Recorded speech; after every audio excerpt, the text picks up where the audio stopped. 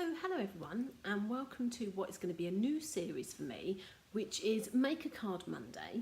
And every Monday I'm going to be sharing with you a video as opposed to a Facebook Live like I normally do. So every Monday I'm going to be coming to you now with a video. And as the name suggests, Make a Card Monday, we are going to make a card. But there is a little bit more to it than that. What I'm going to do is I'm going to pick samples out of the Stampin' Up catalogue and show you how to make them. Because I often get asked questions of, do you know what they used for this? Do you know how they did that? And I have a pretty good eye. I've been crafting now for over 25 years. I've been around the block a bit and so have lots of techniques. And I can pretty much look at most cards and understand and work out how they've been made. So yeah, so that's what I thought I'd do. So I'm going to change the screen and we're going to make a card. I'm going to show you how to make a card. So here we go. So this is the card here that we're going to be making. I'll bring that up close to you, or for you even. And it's actually on page 8 of the annual catalogue. We're using a bundle, so it's Above the Clouds bundle. And it's actually the sample on the bundle page on page 8 that is there. And I love that. How cool is that? So that's what we're going to be making. So I'm going to show you a few tips and techniques. There's two-step stamping involved. There's some distressing involved. It was a little bit distressing making it, but let's do this easily. So, as I've suggested, it is a bundle. You can buy the stamp set on its own, you could buy the punch on its own, but if you buy them as a bundle, there we go, I'm trying not to get the good reflection there. If you buy them as a bundle, you get 10% off. So that's one of the things we love about Stampin' Up, isn't it, is that we love the coordinated products. So it's a photopolymer stamp set, which means it's clear, so you can see, and you will need that with some of this two-step stamping. We are using quite a lot of the stamps in here, but you don't have to, or you could change the greeting or whatever you want to do. So Let Your Dreams Soar, I think, is a lovely one, and We Rise by Lifting Others, I think, is a lovely one. But I'm going to try and stick as much as I can to the samples in the catalogue. I'm really tempted to kind of go off-piste and go, oh, we'll just do this and we'll just do that. But no, that's not what this is about. This is about showing you how to make one of those cards. So let's bring this back in so you can hopefully see that. So as with anything, we're starting with a card base. This is half of an A4 piece of card, so an A5 piece of card. And I literally just, as I do with most of my cards, just fold that in half. I don't score, I just make sure the corners match up, that bit there is straight. And when I'm happy with that, get my bone folder and just make a nice fold. Just enforce that fold. So here we are. Now if you can have a look at that, you might think, oh, it's a little bit different in colour. So we've got a couple of things that you can do. So as I say, this is Blushing Bride cardstock, so I'm getting my Blushing Bride ink out. Now a lot of this is using not first impression stamping, so let me show you what I mean by that. Where are those? There we go. So this is actually one stamp, but it has three balloons on it. It's actually the shaded one, so you've got, where are we? Let me show you. So it's this one here, but you do have this outline here as well. And this shading is to colour the whole of these balloons. So for me, I find it easiest if I do stamp the outline first. So outline and then fill it in, rather than me trying to do the background and then doing the outline around it. I just can't seem to do that. But whatever works for you, perhaps give it a little practice. Outline, then colour in, or colour in, then outline, whatever works for you, as I say. So, first impression stamping is when you ink it up once and you would stamp directly on your card. And that would be your first impression. But actually, we're using the second impression, which means we're not re-inking and we're just going straight back on the card. So you can see it gives a far more subtle effect. And I'm not worrying too much about whether these are in line, where they're placed, and in fact I think I did it a little bit too structured on this one, so I'm going to go more random on this. So stamp off, as it's called. Oh, move that out of the way. And then stamp on. There we go. Stamp off. There we go. Stamp off. That's, I think, is a little bit more random than I did when I first made it. And these aren't supposed to be perfect images. You can see, especially let me show you on this one. It's not a perfectly coloured in solid image. It's supposed to have that kind of distressed look to it, which is quite nice because if you make a mistake, it's good.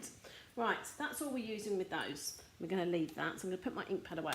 So by looking at the picture on in the catalogue, and I'm sitting there thinking I should have brought that over now. Hold on one moment. Let me grab that. Oh, there we go. So that's the one on the catalogue. And I sat there and I thought that was a bit of pattern paper to start with. And I did kind of have a look through the catalogue and see if we've got some pattern paper like that. Because it definitely has these distressed marks, and it's not a solid, it's not that. So I'm thinking, right, okay, what did they do? What did they do? And I think, this is what I think they've done is, we have a white ink pad. It's called our craft stamping pad. Now these dry out, and it comes with a re-inker, so that's fine, that's what they do. And this one, I haven't re-inked, so it is really dry. But it has got some ink on it. And all I did was get the ink pad and drag it, you can see there, drag it across here. Let's turn it round. And it does kind of blend in, and it gives that distressed look, slightly faded look, so it doesn't look all perfect. And it's up to you, just pull it across, and you can just keep going until you're happy with the look. That's what I think they did. That's, oh, I've got a few creases in there. Never mind. So you can see now it just brings it right down, and if I flat that out, there you go, look at the difference that you've got there. But make sure this has got to be very dry. If this is very wet, you might have to swipe it on and then swipe some off. But that's our base card, and I'm going to leave that for the time being, put that to one side.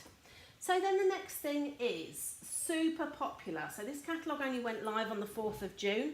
I'm filming this on Friday the 7th of June. You'll be watching it on the 9th of June. 9th, 10th? No, 10th I think. So these are a set of dies. Super popular. Here they are. They are called the Stitched Nested Label dies. And they actually come as part of the Bird Ballad suite, but you can buy them individually as well. So if you've got a big shot machine or something similar, some kind of die cutting machine, what happens is it's actually got the blade, let me see if I can show this up. There we go. So that is the blade in the middle that cuts it. And then you've got this dotted line feature that gives the stitched its name. So what happens is you get stitching around the bit that you cut out. Then on the bit that's left, the aperture has a stitch detail going around the edge as well, which is quite cool. So I'm not going to show you how to cut that today, but just show you what that is. And that's, so you can see that, hopefully, you can see that stitch detail around the edge there. And that's the largest one. So the largest stitch die that we have is what that is. Right, let's put that away. Okay, so with the clouds in the background, we're going to do exactly the same as we just did. So the three colours that I presume that they've used on theirs are the Blushing Bride, as I said, Bermuda Bay and Granny Apple Green with a basket in soft suede. That's what I've done anyway. So Bermuda Bay we're going to use. Now I used second impression, but I'm actually going to use third impression because I think it's even lighter in the sample in the catalogue. So exactly the same as we did for those balloons in the background. So ink it up, first impression, second impression, then I'm going to go third. Or maybe I did third. Maybe we'll go fourth. Let's try, let's go straight on fourth, see what that looks like. Because it is very soft. Oh, that's really soft, isn't it? But I quite like it. So 1, 2, I don't know where to go now. 3, 4. There we go. We're going to be covering half this up anyway. So up to you. Do you like the really, really soft? Do you like that? Bear in mind that's fourth impression. So you see, if you didn't realise, let me just show you on this piece of paper. So, first, second, third, fourth. You can't really get fifth. But look at the different colours that you can get. It's one ink pad, one colour, but you can get kind of different shadings of that colour. That's what second impression, third impression, stamping off, stamping on, stamping off is all about. So we should get rid of those because that's all we need. Right, then you need some scraps of white card. So I've got a couple here. And as I said, I prefer to do the outline first and then the colour it in with the solid image. Now this, you know, because I'm on camera, this is not going to go to plan, but I'm going to try my best. So, now my tip with these is the punch it quite low down. Don't do it in the centre because you want to get to the punch. And if I showed you there, it cuts quite near to, it's easier if you cut it right near to the edge or stamp it right near to the edge. So, there's our outline in Bermuda Bay. Then, where's my solid stamp?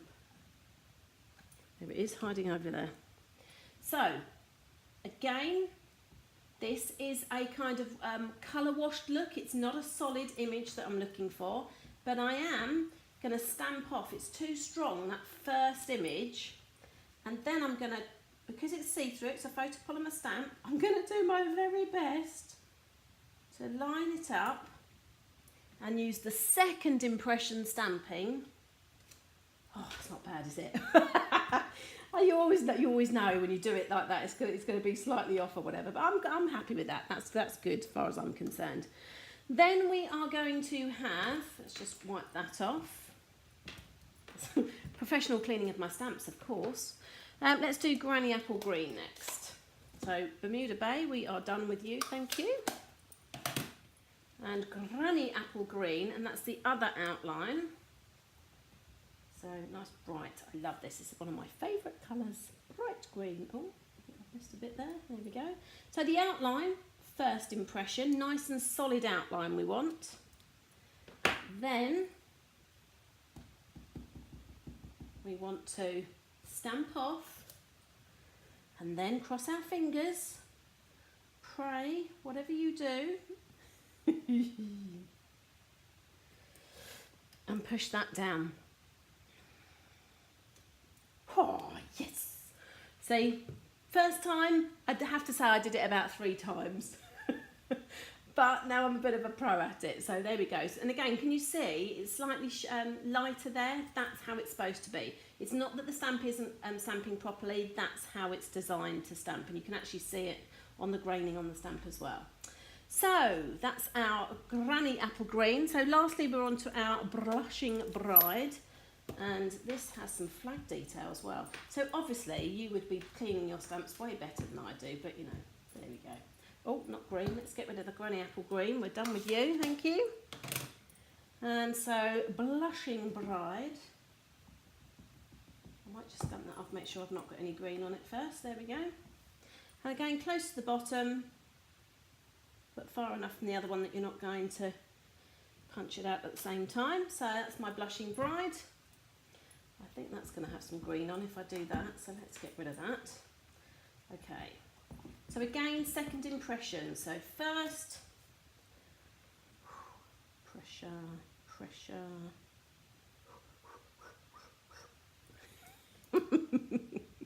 You're not going to hold me to it if I do it wrong, are you? Oh, it's not bad either. Phew. Right, okay.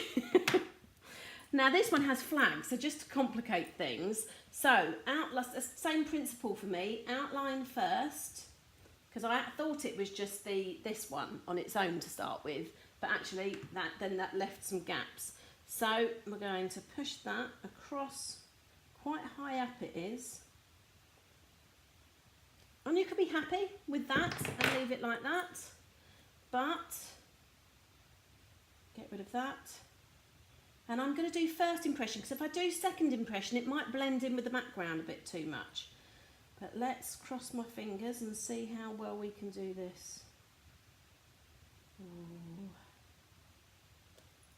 Oh, that'll do.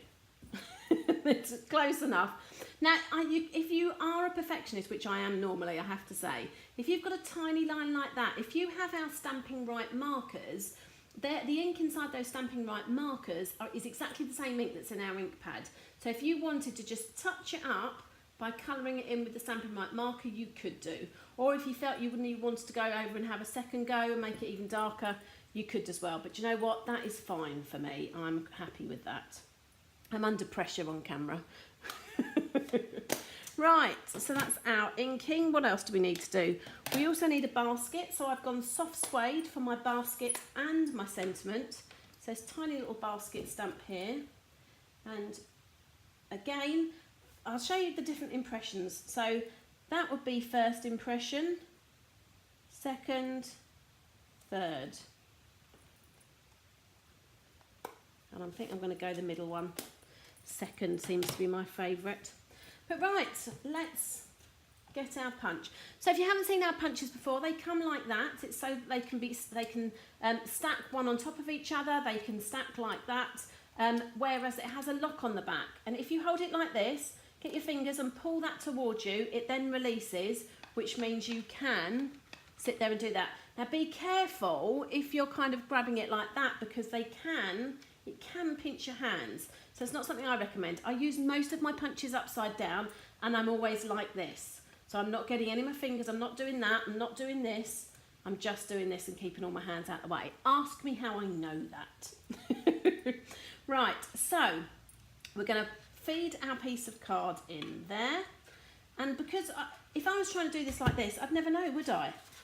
I would never know when it's in the right place. So we're punching out. Now, obviously, if you're punching out a piece of pattern paper or something like that, it would all be good, and you could do it the other way. Now, I am putting this, so it's got a nice white border all the way around. Now, you can see now, I'm just squeezing it ever so gently. It's not moving around, but it's not cutting either. So I kind of squeeze it a little bit and think, right, am I happy with that? If I'm happy with that, there we go. And we have our balloon. Now, it also punches out. Let's get rid of that. On here, you've got the basket and a little flag as well. So you could cut out a pattern paper flag and put it across there. That would look quite nice, I think. And in fact, I'm not going to show you all the rest because I have some I've done earlier. But I will show you the basket. Now, again, depending on how you have cut your piece of paper and where you've stamped them, now I'm going to get away with it. You might have had to have cut your piece of paper so you can get there, but it's all good. In fact, look, I can't do that. No, I can't do that because I'm going to punch half of my balloon out, and I might use these. Well, I will use these. Again, there we go. Right, now I can use it. Okay, so I'm going to go the middle one. And there we go. Right, so there's my basket. Let's get rid of all of that, and I'll put all that to one side. Because, in fact, if I go like that, here's 3 I made earlier, and my basket. Now, well, of course there's a helicopter going over as I say that. So just to lock it again, I've just squeezed it and pushed that up, and now it's safe and flat. So the sentiment is in soft suede. Always when you're filming, something happens. A cat comes in. Oh dear. Right, so I have cut this strip of white card, and it was 4 inches by, well, I've just done it over half an inch. Half an inch would be fine. So 4 inches by half an inch. And the sentiment. So the sentiment says you're off to great places. And I'm going to do that. And the sentiment is in the middle. Now I use my grid paper to make sure that my pieces of card are straight as can be. And then I do my very best, again on camera, so it may not be, to get that in the middle. Oh, no, see, I haven't done perfect. Now, there's 2 ways of doing this. As I've said, I could get my Stampin' Right marker now in soft suede and just touch those bits up. Or, that's the practice side. There's another side. So in fact, let's give it another whirl just in case. Well, you could keep going. It's because I can't see what I'm doing because I can't look right over the camera, otherwise you get the top of my head. Right, there we go, that's better. If in doubt, try again. It's only a bit of card, doesn't matter. Okay, so we're going to flag the ends of these, And trying to find my small scissors.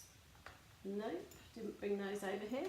Okay, we'll go big scissors. So the flags can be made in a variety of ways. So if you have a punch with a angle, a corner in it, so a corner punch, a hexagon punch, anything with some kind of corner in, you can do that. If you've got dies, you can do that. But it's a lot quicker just to use your scissors. So you kind of go up the middle as far as you want to go, and then cut in from each side. If you try and cut in from each side first, I will guarantee you won't get an even looking, because you'll kind of go like that and think, oh, that's right, and that's right. Never is. It's always wonky. Trust me. So up the middle-ish, or as middle as my eye says. And again, from each corner to the point. And there's my flag. And it's not perfect, but it's more perfect than it would be if I did it the other way. So, on these, so I have all my balloons, my basket. I've got my sentiment. Now my sentiment has, in fact, a piece of ribbon underneath. Now this piece of ribbon I've just cut to 3 inches because it is slightly smaller in the catalogue. Now the easiest thing for me to do with this is to put a piece of tape. So this is our tear and tape on the back. I'm not actually going to use this to stick down the sentiment. Just want to make sure. Yeah, no, it's not going over there. This is purely for me to add the piece of ribbon to the bottom. So get rid of that layer. Right. So I'm going to put my ribbon straight. So that hopefully I can get this as close as can be. So it's about half. And you try not to stick it down at the same time. But about half and half. Oh, that'll do. It's very that'll do today. You get the idea. Right, what have I done with my... Can't find anything all of a sudden. Where are my dimensionals is what I need. No, hold on, have I left them over there? That's what happens when you... Oh, no I haven't. I must have brought them over here. I'm hiding. They're hiding under the stamp set. That's right. I was going to say, I thought I did bring it over here. I'd make in a different area on my main big table in my room, and I film at the side of my room. So, 3-dimensional. So just 3D foam tape. Will do. And I push the centres down, which just makes the edges curl up, which makes it easy to stick.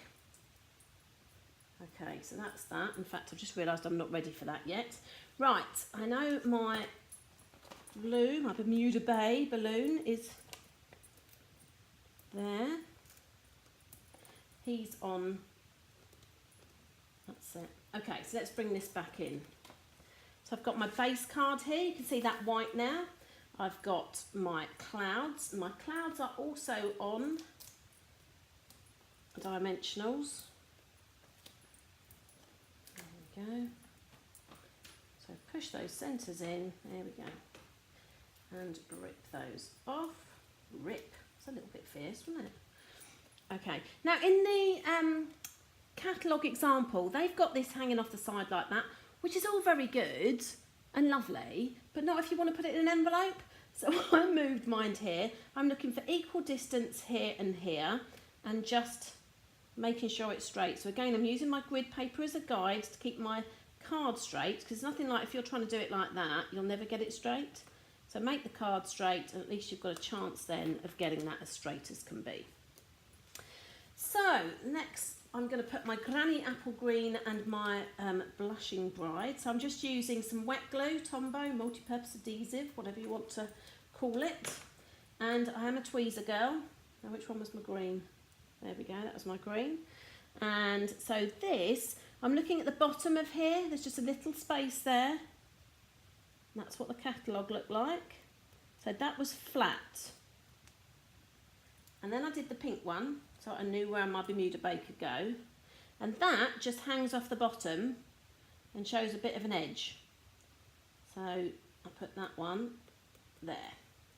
Then, did I take those off? No, I didn't take those off. Then my Bermuda Bay. Now, what I actually did first, now this basket doesn't stick exactly to the bottom of the balloon, and you'll see why in a minute, and you'll also see why it doesn't matter. So we put the basket, so the basket goes alongside there, so I'm going to stick that there. Oh, Then this goes right at the top and goes over if you want it to, because you're going to be covering that up in a second anyway, with